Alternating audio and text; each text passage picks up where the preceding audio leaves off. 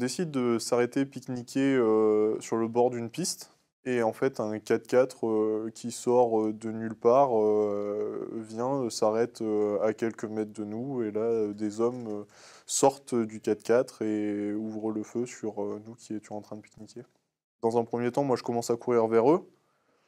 Et là, à ce moment-là, il y en a un qui se retourne vers moi et qui commence à me viser, qui commence à me tirer dessus. Alors, je me retourne, je commence à courir. Je sens deux, trois balles qui sifflent. Et là, je me suis allongé par terre. D'un coup, je me relève et disons, c'est bah, une vision d'horreur, quoi.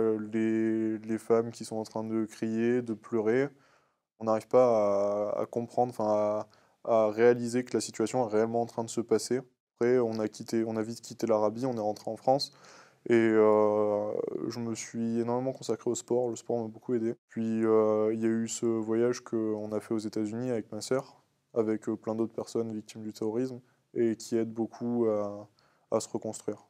Le projet Common Band et le projet Papillon, donc créé par la FVT, c'est de rassembler des jeunes victimes du terrorisme afin de leur permettre de justement rentrer en contact avec d'autres personnes victimes du terrorisme, parce que d'abord, ce qui s'installe, c'est le sentiment d'être seul.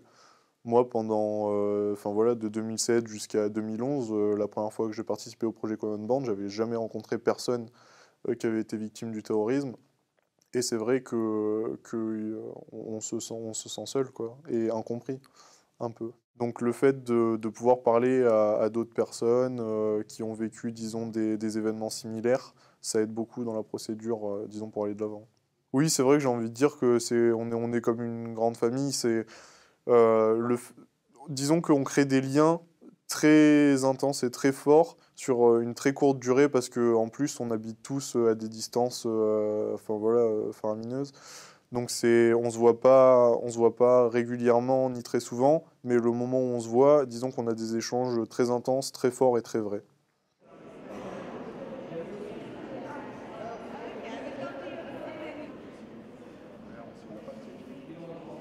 On est ici justement pour lutter contre la radicalisation. Je pense que, ayant vécu ce qu'on a vécu, ça nous paraît à nous tous très important de mener un combat contre ça. On a un vécu particulier. Et disons que c'est ce vécu-là qu'il faut mettre en avant et qu'il faut exploiter dans le but de faire un monde meilleur.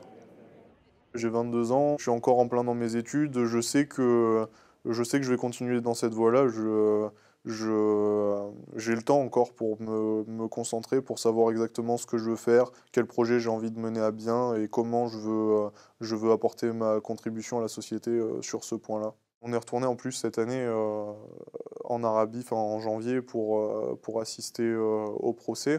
Disons que d'y avoir été en début d'année, oui, on se sent respecté et à sa place, quoi. Et c'est vrai que c'est important.